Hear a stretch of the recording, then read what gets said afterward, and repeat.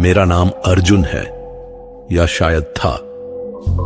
अब तो मुझे खुद नहीं पता कि मैं कौन हूं, पर जो कहानी मैं आपको सुनाने जा रहा हूं वो सिर्फ एक कहानी नहीं, बल्कि मेरी जिंदगी का वो हिस्सा है जिसने मुझसे सब कुछ छीन लिया।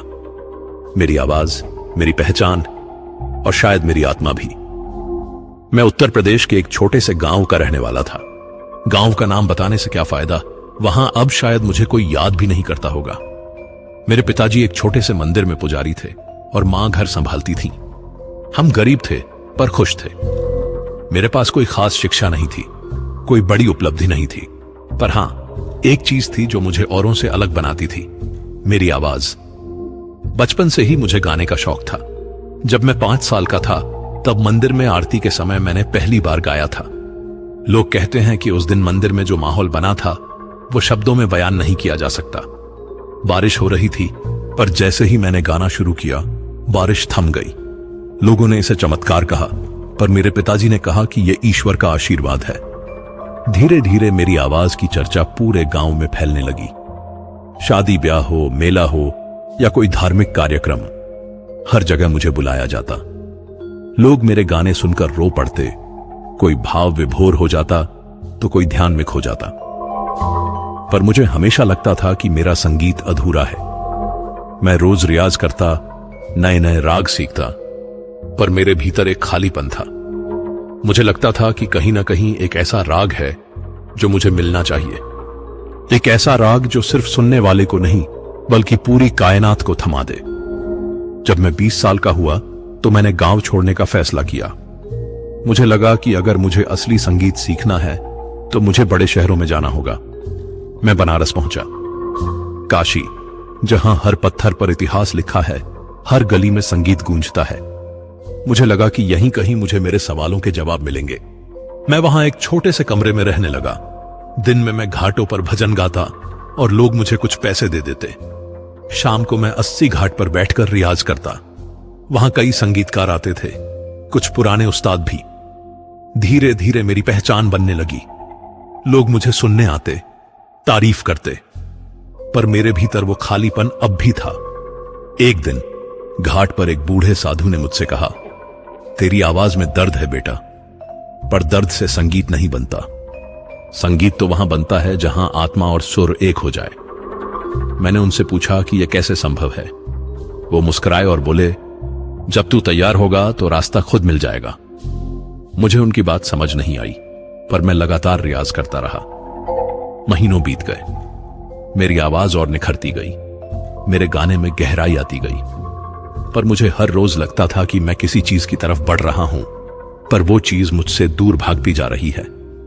फिर एक रात जब मैं अपने कमरे में बैठा हुआ था, मुझे एक सपना आया। सपने में मुझे एक औरत दिखी, सफेद साड़ी पहने, लंबे काले बाल और आंखों में एक अजीब सी चमक। वो मेरे सामने खड़ी थी और गा रही थी। उसकी आवाज इतनी मधुर थी कि मैं बस सुनता रह गया। फिर उसने मेरी तरफ देखा और कहा, तू मुझे ढूंढ रहा है अर्जुन, और मैं तुझे। हम दोनों एक दूसरे के बिना अधूरे हैं। मैं घबरा कर उठ गया। मेरे माथे पर पसीना था और दिल तेजी से धड़क रहा था। मुझे लगा जैसे ये कोई साधारण सपना नहीं था। मैंने खिड़की से बाहर देखा। रात का 2 बजा था और गंगा के घाट पर सन्नाटा था, पर मुझे लग रहा था जैसे कोई मुझे बुला रहा है। अगले दिन से मैं बेचैन रहने लगा। मुझे हर वक्त लगता था कि कोई मेरे आसपास है। कभी मुझे किसी के सांस लेने की आवाज सुनाई देती, कभी किसी की खुशबू महसूस होती। मैंने सोचा कि शायद मैं ज्यादा रियाज की वजह से थक गया हूं, या फिर यह बनारस की रहस्यमय आबोहवा का असर है। पर जो होने वाला था उसकी शुरुआत तो अब हो चुकी थी। मुझे नहीं पता था कि जिस राग की मुझे तलाश थी वो मुझे मिलने वाला है, पर उसकी कीमत क्या होगी ये मैं कभी सोच भी नहीं सकता था। मैं अपनी खोज में इतना खो गया था कि मुझे यह समझ नहीं आया कि मैं खुद ही एक ऐसे जाल में फंसता जा रहा हूं जिससे निकलने का कोई रास्ता नहीं है। हर शाम मैं घाट पर जाता और घंटों बैठा रहता। कभी कभी मुझे लगता कि कोई दूर से मुझे देख रहा है। एक बार मैंने पलट कर देखा तो मुझे एक परछाई दिखी। वो एक औरत की परछाई थी, पर जब मैं पास गया तो वहां कोई नहीं था। मैंने इसे अपना वहम समझा और वापस बैठ गया। उस रात मैं देर तक सोच में डूबा रहा। मुझे समझ नहीं आ रहा था कि मेरे साथ क्या हो रहा है। क्या मैं पागल हो रहा हूं या फिर सचमुच कोई है जो मेरे आसपास घूम रहा है। मुझे डर तो नहीं लग रहा था, पर एक अजीब सी बेचैनी जरूर थी, जैसे कुछ होने वाला है और मैं उसे रोक नहीं सकता। कुछ दिन इसी उधेड़बुन में बीत गए। मैं दिन में घाटों पर गाता और रात में उस औरत के बारे में सोचता रहता। मुझे नहीं पता था कि वो कौन है, पर मुझे लगातार महसूस हो रहा था कि वो मुझसे जुड़ी हुई है, जैसे हमारे बीच कोई अनदेखा धागा है। एक शाम जब मैं दशाश्वमेध घाट पर बैठा हुआ था, एक बूढ़ा आदमी मेरे पास आया। उसकी उम्र 60-65 साल रही होगी। शरीर दुबला पतला, लंबे सफेद बाल, माथे पर तिलक और हाथ में एक लकड़ी की छड़ी। उसकी आंखें ऐसी थीं जैसे वो सब कुछ देख सकती हैं, तुम्हारे अंदर तक। उसने मेरे बगल में बैठकर कहा, तू गायक है? मैंने हां में सिर हिलाया। उसने फिर पूछा, और तू किसी खास राग की तलाश में है? मुझे हैरानी हुई। मैंने उससे कभी बात नहीं की थी, फिर उसे कैसे पता? मैंने कहा, हां, मुझे लगता है कि कहीं एक ऐसा राग है जो मुझे मिलना चाहिए। वो हंसा। उसकी हंसी में एक अजीब सी गूंज थी। फिर उसने कहा, राग मंत्रिणी। मैंने पूछा, क्या? उसने मेरी तरफ देखा और धीरे से कहा, राग मंत्रिणी, तू उसी की तलाश में है। पर सावधान बेटा, ये कोई साधारण राग नहीं है। इसे गाने के लिए तुझे बहुत कुछ देना पड़ेगा और बदले में तू बहुत कुछ पा भी सकता है। पर एक बार अगर तू इसे शुरू कर दिया तो वापसी नहीं है। मुझे उसकी बातें समझ नहीं आई। मैंने कहा, मुझे बस संगीत चाहिए, मैं कुछ भी करने को तैयार हूं। उसने मेरी तरफ देखा, फिर अपनी झोली से एक पुरानी ताड़पत्री निकाली। वो पत्ती इतनी पुरानी लग रही थी जैसे सदियों से किसी अंधेरे कोने में पड़ी हो। उस पर लाल स्याही से कुछ लिखा हुआ था। उसने वो मुझे दी और कहा, ये ले, इसमें राग मंत्रिणी की साधना लिखी है, पर याद रख, इस राग को गाने के लिए पहले एक स्त्री का स्वर चाहिए। उसकी आत्मा ही तेरा मार्ग खोलेगी, और अगर तूने एक बार इसे शुरू किया तो फिर रुकना नामुमकिन है। मैंने उस पत्ती को हाथ में लिया। वो छूने में अजीब लग रही थी, जैसे किसी जिंदा चीज की खाल हो। मैंने पूछा, यह स्त्री का स्वर कहां से मिलेगा?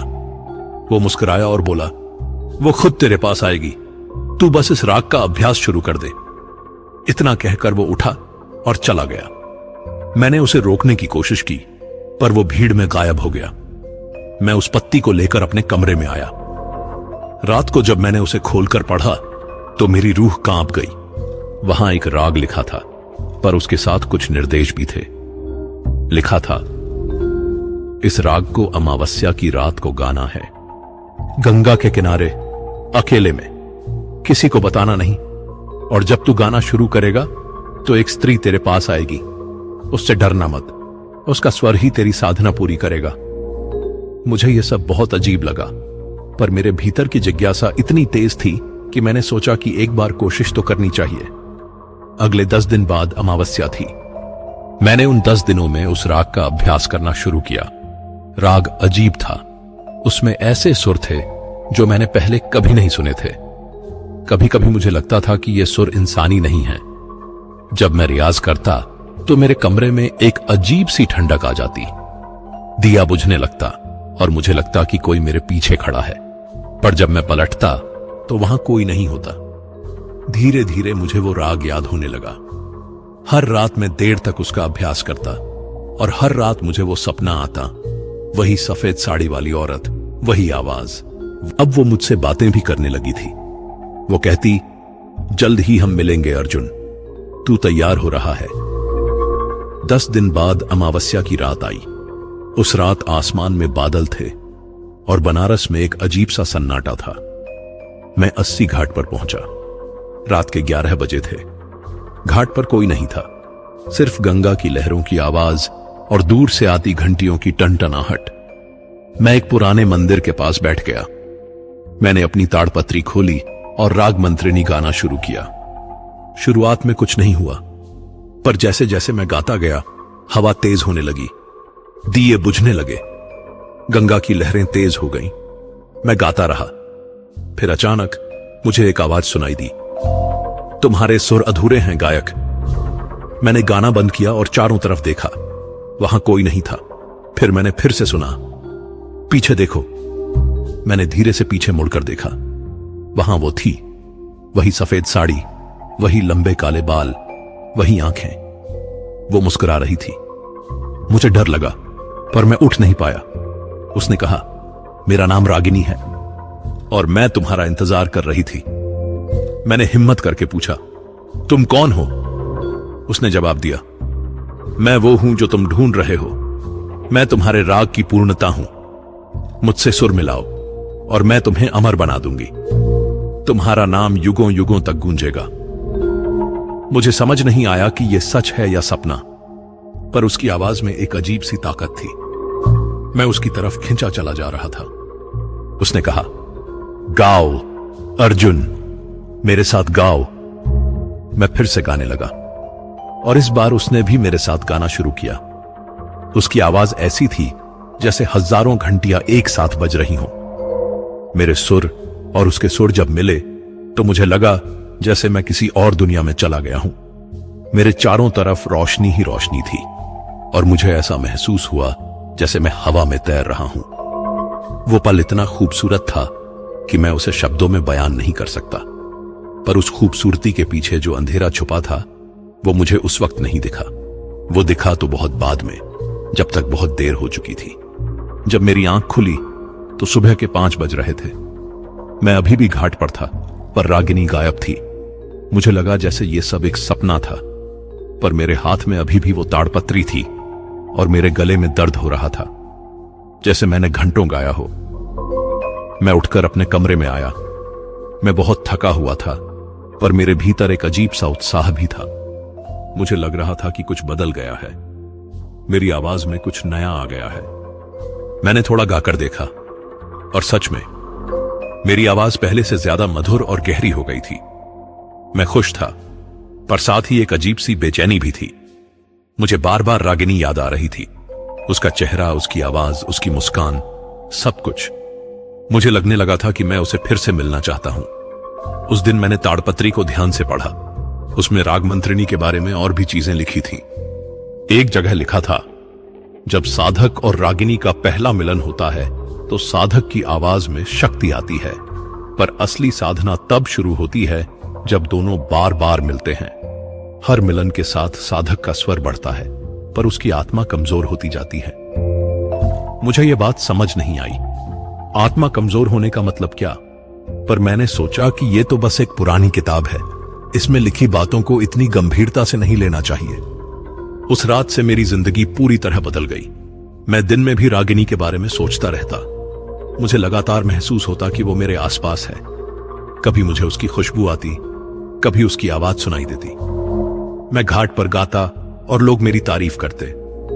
कुछ लोग कहने लगे कि मेरी आवाज में अब जादू है, पर मैं जानता था कि यह जादू नहीं, बल्कि कुछ और है। रागिनी ने मेरे भीतर कुछ बदल दिया था और मैं चाहकर भी उससे दूर नहीं जा सकता था। कुछ दिन बाद मैं फिर से उस बूढ़े तांत्रिक को ढूंढने लगा जिसने मुझे वो ताड़पत्री दी थी। मैं उससे यह जानना चाहता था कि रागिनी कौन है और ये राग मंत्रिनी का असली राज क्या है। मैंने पूरे बनारस में उसे ढूंढा, पर वो कहीं नहीं मिला। कुछ लोगों ने कहा कि उन्होंने उसे देखा है, पर कोई नहीं जानता कि वो कहां रहता है। एक दिन मुझे एक पुराने मंदिर के पास एक साधु मिला। उसने मुझसे पूछा कि मैं क्या ढूंढ रहा हूं। मैंने उसे बताया कि मैं एक बूढ़े तांत्रिक को ढूंढ रहा हूं। उसने कहा, तू ये क्यों ढूंढ रहा है? तुझे क्या चाहिए? मैंने झिझकते हुए कहा, मुझे राग मंत्रिनी के बारे में जानना है। यह सुनते ही उस साधु का चेहरा बदल गया। उसने मुझे गौर से देखा और कहा, तूने उसे शुरू कर दिया? मैंने हां में सिर हिलाया। उसने लंबी सांस ली और कहा, तो फिर तेरे लिए अब कोई रास्ता नहीं बचा। राग मंत्रिनी कोई साधारण राग नहीं है। यह एक शाप है जो सदियों पहले एक तांत्रिक ने बनाया था। जो भी इसे गाता है वो एक पिशाचिनी के वश में हो जाता है। उस पिशाचिनी का नाम है रागिनी। वो उन लोगों को अपना शिकार बनाती है जो संगीत के भूखे होते हैं। मुझे विश्वास नहीं हुआ। मैंने कहा, नहीं, ऐसा नहीं हो सकता। रागिनी तो इतनी सुंदर है, इतनी मधुर है। साधु ने कहा, हां, वो सुंदर है, पर उसकी सुंदरता तेरे लिए मौत का जाल है। हर रात वो तेरे पास आएगी और धीरे धीरे तेरी आत्मा को खा जाएगी। तेरा स्वर उसका होगा, तेरी शक्ति उसकी होगी, और एक दिन जब वो तुझसे सब कुछ ले लेगी तो तू बस एक खोखला शरीर रह जाएगा। मुझे गुस्सा आया। मैंने कहा, तुम्हें क्या पता, तुम बस डराने की कोशिश कर रहे हो। मैं वहां से चला आया, पर साधु की बातें मेरे दिमाग में घूमती रहीं। उस रात मैं अपने कमरे में बैठा सोच रहा था, क्या सचमुच रागिनी एक पिशाचिनी है? क्या मैं किसी खतरे में हूं? पर फिर मुझे उसकी आवाज याद आई, उसका चेहरा याद आया। मुझे लगा कि यह सब झूठ है। कोई भी इतना खूबसूरत इंसान बुरा नहीं हो सकता। रात के 12 बजे मैं फिर से उस ताड़पत्री को पढ़ने लगा। इस बार मैंने उसे और ध्यान से पढ़ा।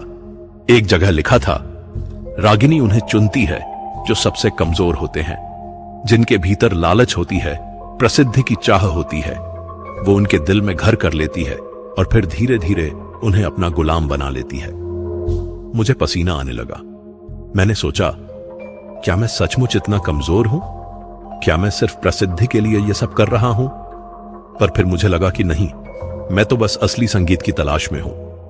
उसी रात मुझे फिर से वो सपना आया, पर इस बार रागिनी मुस्कुरा नहीं रही थी, वो गुस्से में थी।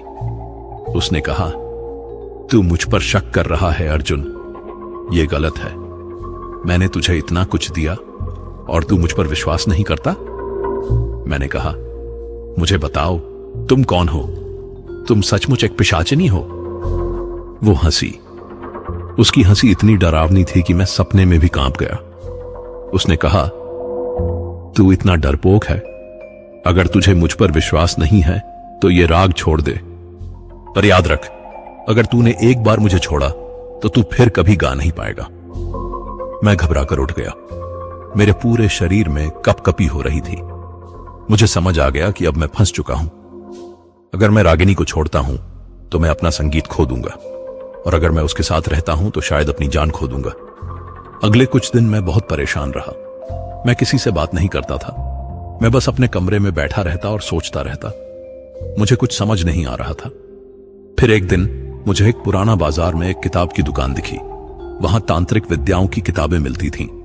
मैंने सोचा कि शायद वहां मुझे कुछ जवाब मिल जाए। मैं अंदर गया। दुकान के मालिक एक बूढ़े आदमी थे। मैंने उनसे राग मंत्रिनी के बारे में पूछा। उन्होंने मुझे एक किताब दी। किताब बहुत पुरानी थी, पन्ने पीले पड़ चुके थे। उसमें तांत्रिक राग और उनके रहस्यों के बारे में लिखा था।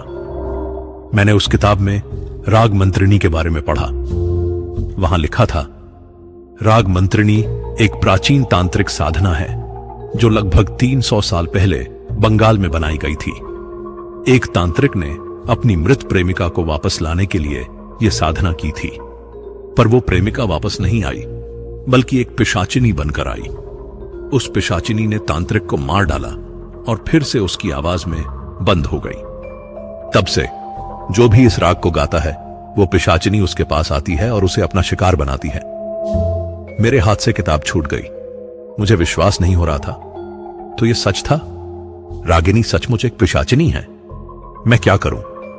मैंने दुकान के मालिक से पूछा, इससे बचने का कोई तरीका है? उन्होंने कहा, एक ही तरीका है। तुझे उस राग को पूरी तरह भूलना होगा और रागिनी से बिल्कुल दूर रहना होगा। अगर तू उसके पास फिर से गया तो तू खत्म हो जाएगा। मैं वहां से निकला। मेरे दिमाग में तूफान चल रहा था। मैं क्या करूं? एक तरफ मेरा संगीत था जिसके लिए मैंने सब कुछ छोड़ा था, और दूसरी तरफ मेरी जान थी। पर मुझे नहीं पता था कि फैसला करने का वक्त अब खत्म हो चुका था। रागिनी ने मुझे अपने जाल में पूरी तरह फंसा लिया था और अब निकलना नामुमकिन था। उस किताब को पढ़ने के बाद मैंने फैसला किया कि मैं रागिनी से दूर रहूंगा। मैं उस ताड़पत्री को फाड़कर गंगा में बहा दूंगा और फिर कभी राग मंत्रिनी नहीं गाऊंगा। मैं अपनी पुरानी जिंदगी में वापस जाऊंगा, भले ही मुझे प्रसिद्धि ना मिले। पर यह कहना जितना आसान था, करना उतना ही मुश्किल। जब मैं अपने कमरे में आया और उस ताड़पत्री को हाथ में लिया तो मेरा हाथ कांपने लगा। मुझसे उसे फाड़ा नहीं गया। मुझे लगा जैसे मैं अपनी जान को खत्म कर रहा हूं। मैं कई घंटे उस पत्ती को हाथ में लिए बैठा रहा। मैं सोचता रहा, क्या मैं सचमुच इसे छोड़ सकता हूं? क्या मैं अपने संगीत को छोड़ सकता हूं? मुझे नहीं पता था। उस रात मैं सोने की कोशिश कर रहा था, पर नींद नहीं आ रही थी। मुझे लगातार रागिनी याद आ रही थी। मैं जानता था कि यह सही नहीं है, पर मैं खुद को रोक नहीं पा रहा था। फिर अचानक मुझे एक आवाज सुनाई दी, अर्जुन। मैंने चारों तरफ देखा, पर कमरे में कोई नहीं था। फिर मैंने फिर से सुना, अर्जुन, तू मुझे छोड़ना चाहता है? मैं उठकर बैठ गया। मेरे कमरे में एक अजीब सी ठंडक थी। दिया अपने आप बुझ गया और फिर मैंने उसे देखा। रागिनी मेरे कमरे के कोने में खड़ी थी। वो अब पहले जैसी मुस्कुराती हुई नहीं थी। उसका चेहरा गुस्से में था। उसने कहा, तूने मुझे धोखा दिया अर्जुन।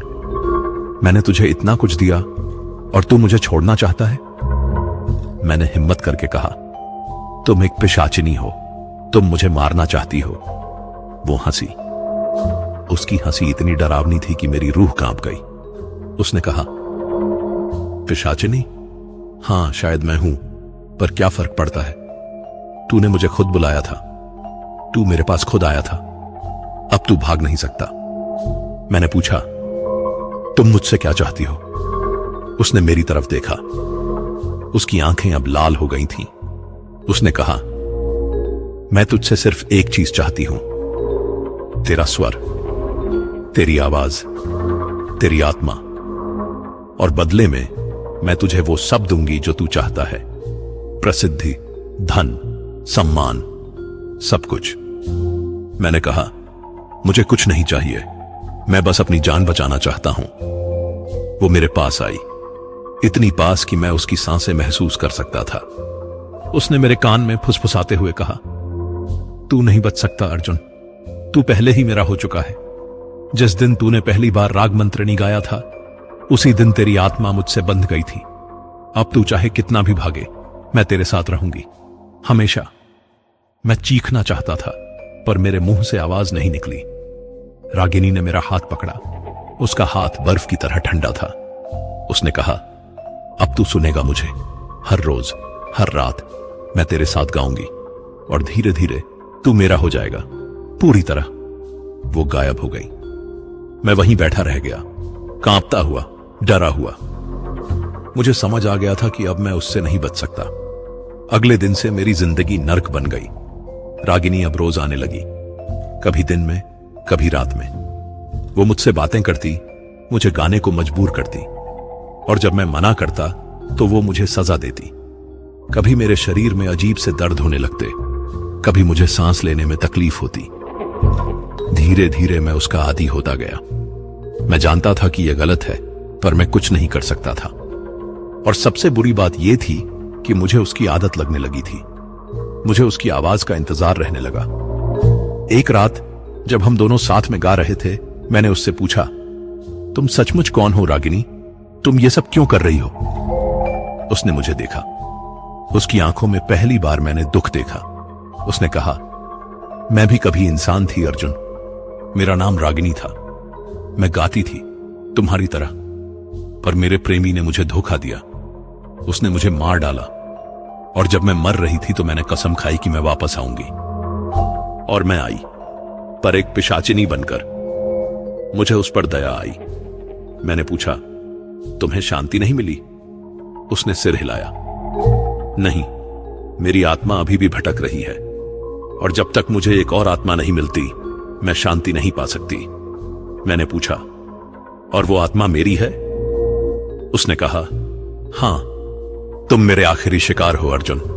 तुम्हारे बाद मैं आजाद हो जाऊंगी। मुझे नहीं पता था कि मुझे क्या महसूस करना चाहिए, गुस्सा, दुख या फिर सहानुभूति। पर उस रात पहली बार मुझे रागिनी से प्रेम हो गया। हां, यह जानते हुए भी कि वो मुझे मार देगी, मुझे उससे प्रेम हो गया। और शायद यही सबसे बड़ी गलती थी। अगले कुछ हफ्ते अजीब थे। मैं दिन में घाटों पर गाता और लोग मेरी तारीफ करते। मेरी आवाज दिन ब दिन बेहतर होती जा रही थी। कुछ लोगों ने मुझे बड़े कार्यक्रमों में बुलाना शुरू कर दिया। मुझे पैसे मिलने लगे, सम्मान मिलने लगा। पर रात में जब मैं अकेला होता तो रागिनी आती। शुरू में वो सिर्फ मेरे सपनों में आती थी, फिर धीरे धीरे वो असलियत में भी दिखने लगी। वो मेरे कमरे में आती, मेरे साथ बैठती, मुझसे बातें करती। कभी कभी हम घंटों बातें करते। वो मुझे अपनी जिंदगी के बारे में बताती और मैं उसे अपनी। मुझे पता था कि यह सब गलत है। मैं एक पिशाचिनी से प्रेम कर रहा था, पर मैं कुछ नहीं कर सकता था। उसकी आंखों में जो दर्द था, उसकी आवाज में जो तड़प थी, वो मुझे अपनी तरफ खींचती रहती थी। एक रात उसने मुझसे कहा, अर्जुन, क्या तुम मुझसे प्यार करते हो? मैंने थोड़ी देर सोचा, फिर कहा, हां। मुझे नहीं पता यह सही है या गलत, पर हां, मैं तुमसे प्यार करता हूं। उसने मुस्कुराते हुए कहा, मैं भी तुमसे प्यार करती हूं अर्जुन, पर यह प्यार हम दोनों को तबाह कर देगा। मैंने पूछा, क्यों? उसने कहा, क्योंकि मैं मर चुकी हूं और तुम जिंदा हो। हमारा प्यार कभी पूरा नहीं हो सकता, और अगर हम साथ रहे तो मैं तुम्हें भी अपने साथ ले जाऊंगी। मैंने कहा, तो मत ले जाओ, हम साथ रहें, पर तुम मुझे मत मारो। उसने सिर हिलाया। यह मेरे बस में नहीं है अर्जुन, यह राग मंत्रिणी का शाप है। जो भी इसे गाता है वो धीरे धीरे खत्म होता जाता है और मैं कुछ नहीं कर सकती। उस रात हम दोनों चुप बैठे रहे। फिर उसने कहा, चलो आज हम साथ में गाते हैं, आखिरी बार। हम दोनों ने साथ में राग मंत्रिणी गाया। उस रात का राग इतना खूबसूरत था कि मैं शब्दों में बयान नहीं कर सकता। हमारे सुर इतने परफेक्ट थे कि लगता था जैसे हम एक ही आत्मा के दो हिस्से हैं। जब हमने गाना खत्म किया तो रागिनी ने मुझे गले लगाया। उसका शरीर ठंडा था, पर उसकी गले की गर्माहट असली थी। उसने कहा, अर्जुन, मैं तुम्हें कभी नहीं भूलूंगी। फिर वो गायब हो गई। मैं वहीं बैठा रहा, रोता हुआ। मुझे नहीं पता था कि मैं क्यों रो रहा हूं। शायद इसलिए कि मुझे पता था कि अब मैं खत्म होने वाला हूं, या फिर इसलिए कि मैंने एक ऐसी औरत से प्यार किया जो कभी मेरी नहीं हो सकती थी। अगले दिन से मेरी तबीयत खराब होने लगी। मुझे बुखार आने लगा, कमजोरी महसूस होने लगी। मेरी आवाज भी धीरे धीरे कम होती जा रही थी। मैं समझ गया कि रागिनी ने मुझसे मेरा स्वर लेना शुरू कर दिया है। मैं बीमार पड़ गया। डॉक्टरों ने कहा कि मुझे कोई अजीब सी बीमारी हो गई है जिसका कोई इलाज नहीं है। मेरी आवाज धीरे धीरे खत्म होती जा रही थी। कुछ दिनों में मैं बिल्कुल नहीं बोल पाता था, पर रागिनी रोज आती। अब वो मुझसे गवाती नहीं थी, बस मेरे पास बैठती, मेरा हाथ पकड़ती और चुपचाप रोती। मुझे पता था कि वो भी दुखी है। वो भी नहीं चाहती थी कि मैं मरूं, पर वो कुछ नहीं कर सकती थी। एक रात जब मैं बहुत कमजोर हो गया था, उसने मुझसे कहा, अर्जुन, मैं तुम्हें बचाना चाहती हूं, पर इसका एक ही तरीका है। मैंने धीमी आवाज में पूछा, क्या? उसने कहा, तुम्हें मुझे पूरी तरह भूल जाना होगा। राग मंत्रिणी को भूल जाओ, मुझे भूल जाओ, अपनी पुरानी जिंदगी में वापस चले जाओ। मैंने कहा, मैं तुम्हें नहीं भूल सकता। उसने रोते हुए कहा, तो फिर तुम मर जाओगे। मैंने कहा, तो मर जाऊंगा, पर तुम्हें नहीं छोड़ूंगा। उस रात रागिनी बहुत रोई। उसने मुझसे कहा, तुम बहुत मूर्ख हो अर्जुन, प्यार के लिए अपनी जान दे रहे हो। मैंने कहा, प्यार के बिना जिंदगी का क्या मतलब? वो चुप हो गई। फिर उसने मेरे माथे पर हाथ रखा और कहा, ठीक है, अगर तुम मरना चाहते हो तो मैं तुम्हारे साथ रहूंगी आखिर तक। अगले कुछ दिन हम दोनों साथ रहे। वो मेरी देखभाल करती, मुझे खिलाती। कभी कभी हम बातें करते, कभी चुपचाप बैठे रहते। मुझे पता था कि मेरा वक्त खत्म होने वाला है, पर मुझे कोई डर नहीं था। मैं खुश था कि मैं रागिनी के साथ हूं। एक रात उसने मुझसे कहा, अर्जुन, क्या तुम मुझे माफ कर सकते हो? मैंने पूछा, किस बात के लिए? उसने कहा, तुम्हें तबाह करने के लिए, तुम्हारी जान लेने के लिए। मैंने मुस्कुराते हुए कहा, मैंने तुम्हें खुद बुलाया था रागिनी, यह तुम्हारी गलती नहीं है। वो फिर रोने लगी। उसने कहा, मैं तुम्हें बहुत प्यार करती हूं अर्जुन, पर यह प्यार तुम्हें मार रहा है। मैंने कहा, कोई बात नहीं, कम से कम मैं प्यार करके तो मर रहा हूं। उस रात हमने आखिरी बार साथ में राग मंत्रिणी गाया। मेरी आवाज बहुत कमजोर थी, पर मैंने पूरी कोशिश की, और जब हमने गाना खत्म किया तो मुझे लगा जैसे मैं तैर रहा हूं। मेरा शरीर हल्का हो गया और मुझे कोई दर्द महसूस नहीं हो रहा था। रागिनी ने मुझे गले लगाया और कहा, अब तुम मेरे साथ हो अर्जुन, हमेशा के लिए। मैं खुश था, मुझे कोई अफसोस नहीं था। अगले दिन जब मैं उठा तो मुझे अजीब महसूस हुआ। मेरा शरीर बहुत हल्का था, जैसे मेरे अंदर कुछ नहीं बचा हो। मैंने पानी पीने की कोशिश की पर मुझे प्यास नहीं लगी। मैंने कुछ खाने की कोशिश की पर मुझे भूख नहीं लगी। मुझे लगा जैसे मैं अब इंसान नहीं रहा। मैंने आईने में देखा, मेरा चेहरा पीला पड़ गया था, आंखों के नीचे काले घेरे हो गए थे। मैं बिल्कुल किसी भूत की तरह लग रहा था। मैंने अपने गले को छुआ और गाने की कोशिश की, पर मेरे मुंह से कोई आवाज नहीं निकली, कुछ भी नहीं। मैं चीखना चाहता था पर मैं चीख भी नहीं सकता था। मुझे घबराहट होने लगी। मैंने फिर से कोशिश की पर कुछ नहीं हुआ। मेरी आवाज पूरी तरह खत्म हो चुकी थी। मैं बस होंठ हिला सकता था पर कोई आवाज नहीं निकल रही थी। उसी रात रागिनी आई, पर इस बार वो पहले जैसी नहीं थी। उसका चेहरा चमक रहा था, उसकी आंखों में एक अजीब सी चमक थी। वो मुस्कुरा रही थी, एक ऐसी मुस्कुराहट जो मुझे डरा रही थी। उसने कहा, अर्जुन, तुम्हारा राग अब पूरा हो गया। तुमने मुझे वो दे दिया जो मुझे चाहिए था। मैं कुछ बोलना चाहता था पर मैं बोल नहीं सकता था। मैंने सिर्फ उसकी तरफ देखा, सवालिया निगाहों से। उसने कहा, तुम्हारा स्वर अब मेरा है अर्जुन। तुम्हारी आवाज, तुम्हारा संगीत, सब कुछ मेरा है और अब मैं अमर हो गई हूं। अब मैं हमेशा जीवित रहूंगी। मेरी आंखों में आंसू आ गए। मैंने उससे प्यार किया था और उसने मुझसे सब कुछ छीन लिया। रागिनी ने मेरी तरफ देखा और कहा, तुम सोच रहे हो कि मैंने तुम्हें धोखा दिया? हां, दिया, पर मैंने तुम्हें पहले ही बता दिया था अर्जुन। मैंने तुम्हें चेताया था पर तुमने नहीं सुना। तुम्हें लगा कि प्यार सब कुछ बदल देगा, पर प्यार कुछ नहीं बदलता। मैं एक पिशाचिनी हूं और मुझे आत्माओं की जरूरत है। वो मेरे पास आई और मेरे कान में फुसफुसाई, पर फिक्र मत करो, तुम अकेले नहीं हो। और भी कई लोग हैं जिन्होंने मेरे लिए अपनी आवाज खोई है। तुम उनके साथ रहोगे। फिर उसने मुझे कुछ दिखाया। मेरे कमरे में अचानक कई परछाइयां दिखने लगी। वो सब लोग थे जो पहले राग मंत्रिणी गा चुके थे। वो सब खड़े थे, चुपचाप, बिना किसी आवाज के। उनकी आंखों में वही दुख था जो अब मेरी आंखों में था। रागिनी ने कहा, ये सब मेरे शिकार हैं। इन सब ने मुझसे प्यार किया और इन सब ने अपनी आवाज खोई। अब तुम भी इनमें से एक हो। मैं उन परछाइयों को देखता रहा। मुझे अब समझ आया कि मैं कितना मूर्ख था। मैंने सोचा था कि मैं खास हूं, कि रागिनी मुझसे सचमुच प्यार करती है, पर मैं बस एक और शिकार था और कुछ नहीं। रागिनी ने मेरा हाथ पकड़ा और कहा, अब तुम हमेशा मेरे साथ रहोगे। तुम्हारी आत्मा इस राग में बंध गई है और जब भी कोई और इस राग को गाएगा तुम वहां रहोगे, उसे देखते हुए, उसे चेताते हुए। पर वो तुम्हारी नहीं सुनेगा, बिल्कुल जैसे तुमने नहीं सुना। वो हंसी और गायब हो गई। मैं वहीं खड़ा रह गया, अकेला, बिना आवाज के। अगले कुछ दिन मैं अपने कमरे में पड़ा रहा। मुझे भूख नहीं लगती थी, प्यास नहीं लगती थी। मैं बस सोचता रहता कि मेरी जिंदगी कैसे खत्म हो गई। मैंने सब कुछ खो दिया, अपनी आवाज, अपना संगीत, अपनी पहचान। कुछ लोग मुझे देखने आते, पूछते कि मैं ठीक हूं या नहीं, पर मैं कुछ नहीं बोल सकता था। मैं बस सिर हिलाता रहता। धीरे धीरे लोग मुझसे मिलना बंद कर दिए। उन्हें लगा कि मैं पागल हो गया हूं। एक दिन एक बूढ़ा साधु मेरे पास आया।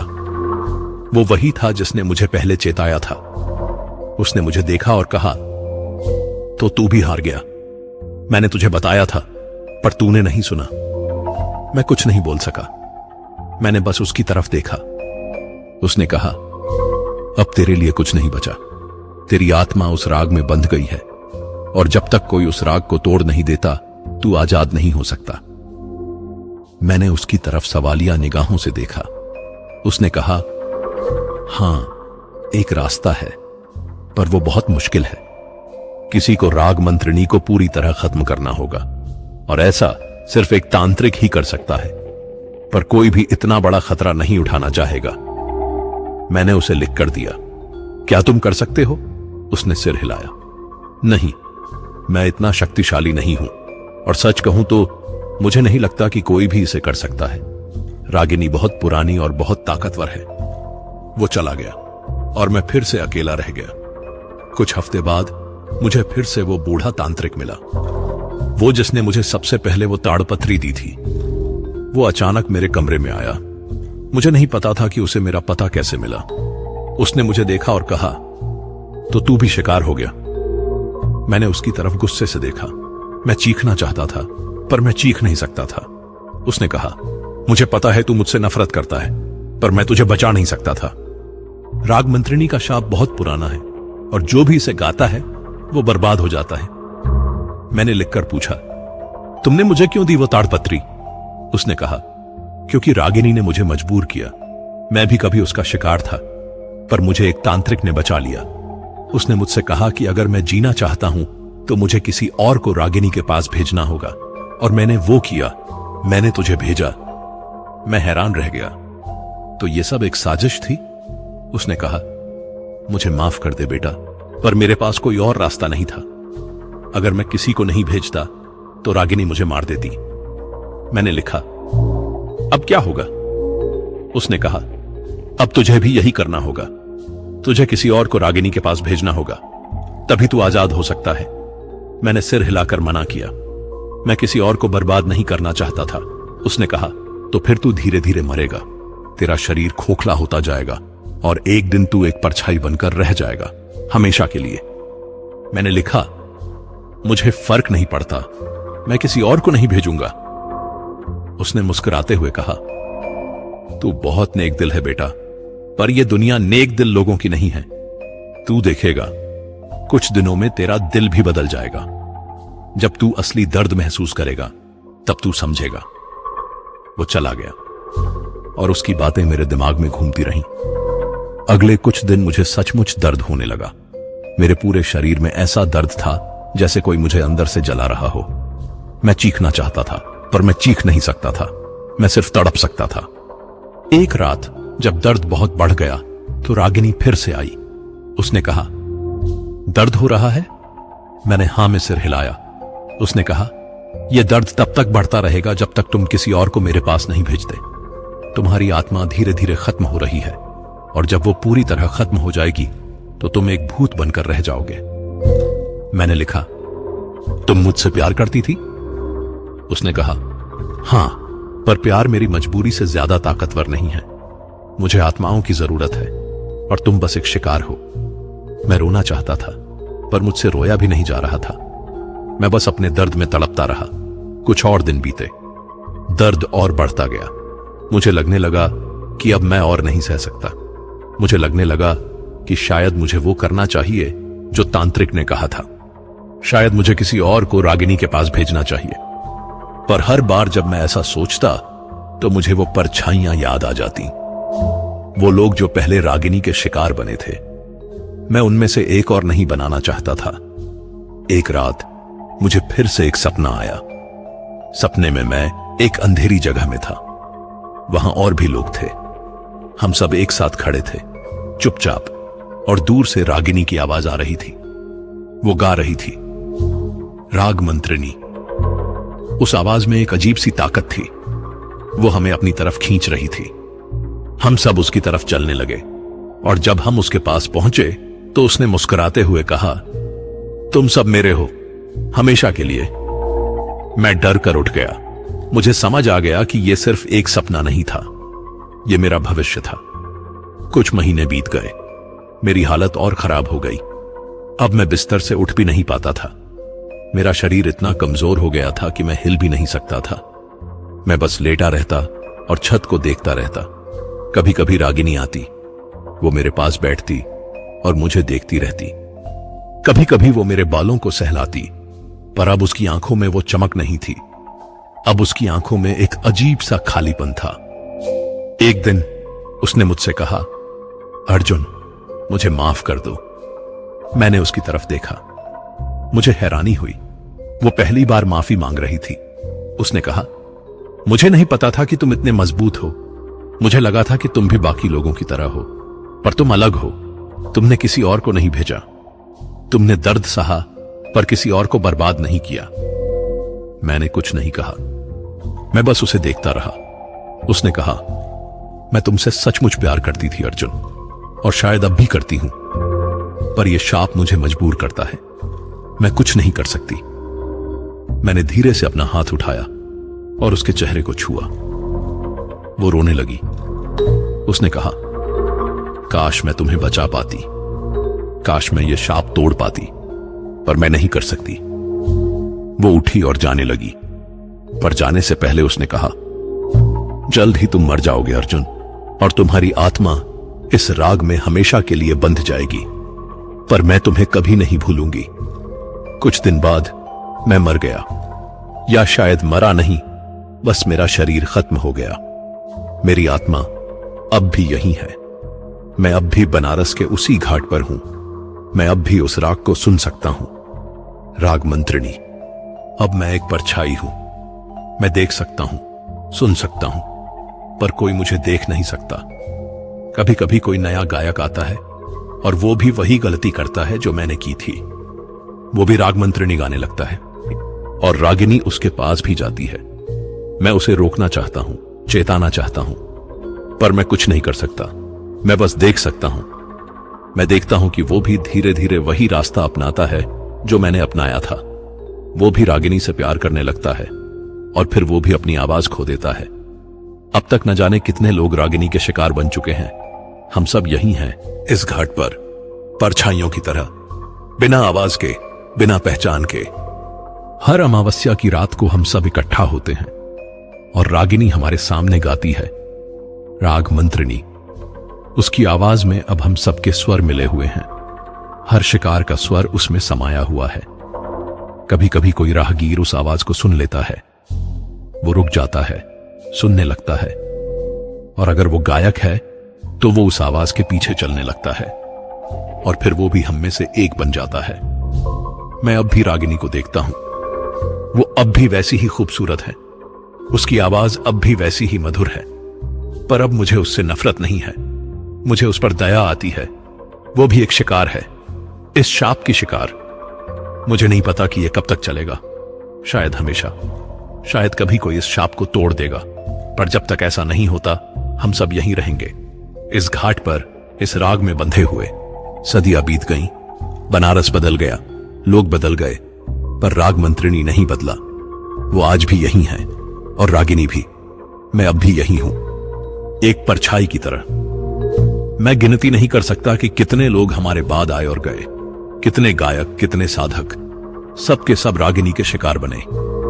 अब घाट पर एक पुराना मंदिर है। लोग कहते हैं कि उस मंदिर में रात को अजीब आवाजें आती हैं, गाने की आवाजें, पर जब कोई देखने जाता है तो वहां कोई नहीं होता। कुछ लोग कहते हैं कि वो आवाजें भूतों की हैं, कुछ कहते हैं कि वो किसी पुराने गायक की आत्मा है जो अभी भी गाती है, पर सच तो ये है कि वो हम सब हैं। हम सब जो राग मंत्रिणी के शिकार बने। हर अमावस्या की रात को हम इकट्ठा होते हैं और रागिनी हमें गाने को मजबूर करती है। हम बिना आवाज के गाते हैं। हमारे होंठ हिलते हैं, पर कोई आवाज नहीं निकलती, क्योंकि हमारी आवाजें अब रागिनी की हैं। कभी कभी कोई संवेदनशील इंसान हमें देख लेता है। वो घबरा जाता है, भाग जाता है, पर कुछ लोग रुक जाते हैं। वो हमें देखते रहते हैं, और अगर वो गायक हैं तो रागिनी उन्हें अपना अगला शिकार बना लेती है। मुझे याद है, एक लड़का आया था, उसका नाम राहुल था। वो एक अच्छा गायक था। उसे भी राग मंत्रिणी की ताड़पत्री मिली, और उसने भी वही गलती की जो मैंने की थी। वो भी रागिनी से प्यार कर बैठा। मैंने उसे रोकने की बहुत कोशिश की। मैं उसके सामने प्रकट हुआ। मैंने उसे इशारों से समझाने की कोशिश की, पर वो मुझे देखकर डर गया। उसे लगा कि मैं कोई बुरी आत्मा हूं। उसने मेरी बात नहीं सुनी, और फिर वो भी हमारे बीच आ गया। एक और परछाई बन गया। ऐसे न जाने कितने लोग आए और गए, और रागिनी की ताकत बढ़ती गई। अब वो इतनी ताकतवर हो गई है कि कोई तांत्रिक भी उसे नहीं हरा सकता। पर एक दिन कुछ अलग हुआ। एक लड़की आई। उसका नाम मीरा था। वो भी गायिका थी। उसे भी राग मंत्रिणी की ताड़पत्री मिली, पर वो अलग थी। उसने पहले ही दिन से शक करना शुरू कर दिया। जब रागिनी उसके पास आई तो उसने रागिनी से सवाल किए। उसने रागिनी को चुनौती दी। रागिनी को यह पसंद नहीं आया। उसने मीरा को डराने की कोशिश की, पर मीरा नहीं डरी। मीरा ने बनारस के पुराने तांत्रिकों से मदद मांगी। उसने उन्हें रागिनी के बारे में बताया। शुरू में किसी ने विश्वास नहीं किया, पर जब मीरा ने उन्हें वो ताड़पत्री दिखाई तो उन्हें सच्चाई का पता चला। एक बूढ़े तांत्रिक ने कहा, यह राग मंत्रिनी का शाप है। यह बहुत पुराना है। इसे तोड़ना लगभग नामुमकिन है। पर अगर तू सचमुच चाहती है तो एक तरीका है। मीरा ने पूछा, क्या? तांत्रिक ने कहा, तुझे रागिनी को उसकी असलियत दिखानी होगी। उसे याद दिलाना होगा कि वो कभी इंसान थी। अगर वो अपनी पुरानी यादों में खो गई तो शायद ये शाप टूट जाए। मीरा ने ठाना कि वो ये कोशिश करेगी। उस अमावस्या की रात वो घाट पर आई। उसने राग मंत्रिणी गाना शुरू किया और जैसी उम्मीद थी रागिनी प्रकट हुई। रागिनी ने कहा, तो तू भी मेरा शिकार बनने आई है? मीरा ने कहा, नहीं, मैं तुझे आजाद करने आई हूं। रागिनी हंसी, मुझे आजाद करने? मैं पहले से ही आजाद हूं। मैं अमर हूं। मीरा ने कहा, नहीं, तू कैद है, इस शाप में कैद। तू कभी रागिनी थी, एक इंसान। तुझे भी प्यार हुआ था, दर्द हुआ था, पर अब तू बस एक पिशाचिनी है। रागिनी का चेहरा बदल गया। उसने कहा, चुप रह, तुझे क्या पता मेरे बारे में? मीरा ने कहा, मुझे सब पता है। मैंने तेरे बारे में पढ़ा है। तेरा प्रेमी तुझे धोखा देकर मार गया था और तू बदला लेने के लिए वापस आई, पर यह बदला तुझे शांति नहीं दे सकता। तू कितने भी लोगों को मारे, तू कभी खुश नहीं हो सकती। रागिनी चुप हो गई। उसकी आंखों में आंसू आ गए। पहली बार, सदियों में पहली बार उसने अपना दर्द महसूस किया। मीरा ने कहा, तू थक गई है रागिनी, तू आराम करना चाहती है, पर यह शाप तुझे मजबूर करता है। अब तू खुद को आजाद कर दे। रागिनी रोने लगी। उसने कहा, मैं नहीं कर सकती, मैं नहीं जानती कैसे करूं। मीरा ने उसका हाथ पकड़ा। तू कर सकती है, बस तुझे माफ करना सीखना होगा। अपने प्रेमी को माफ कर दे, अपने आप को माफ कर दे और उन सब लोगों को आजाद कर दे जिन्हें तूने बंधा है। रागिनी ने मीरा की तरफ देखा, फिर उसने हम सब की तरफ देखा। हम सब जो उसके शिकार थे। उसने पहली बार हमारा दर्द देखा। उसने कहा, मैंने क्या किया? मैंने इतने सारे लोगों को बर्बाद कर दिया। मीरा ने कहा, अब भी देर नहीं हुई, तू अब भी सब ठीक कर सकती है। रागिनी ने गहरी सांस ली, फिर उसने अपनी आंखें बंद की और एक आखिरी राग गाना शुरू किया। यह राग पहले से अलग था। इसमें दर्द नहीं था, गुस्सा नहीं था, इसमें बस शांति थी, माफी थी। जैसे जैसे वो गाती गई, हम सबको अपने अंदर कुछ बदलता महसूस हुआ।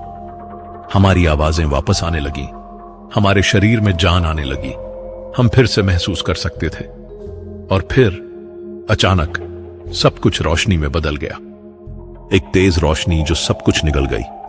जब रोशनी कम हुई तो रागिनी गायब हो चुकी थी और हम सब आजाद थे। मैं अपने शरीर को महसूस कर सकता था। मैं सांस ले सकता था, मैं गा सकता था। मेरी आवाज वापस आ गई थी। हम सब एक दूसरे को देखने लगे। सदियों से हम बंधे थे और अब हम आजाद थे। कुछ लोग रोने लगे, कुछ हंसने लगे, पर हम सब जानते थे कि अब हमें जाना होगा। हमारा वक्त खत्म हो चुका था। धीरे धीरे हम सब गायब होने लगे। हमारी आत्माएं शांति पा रही थीं। हम अपने अगले जन्म की तरफ बढ़ रहे थे। जाने से पहले मैंने मीरा की तरफ देखा। उसने मुझे बचाया था, उसने हम सबको बचाया था। मैंने उसे धन्यवाद दिया और फिर मैं भी चला गया।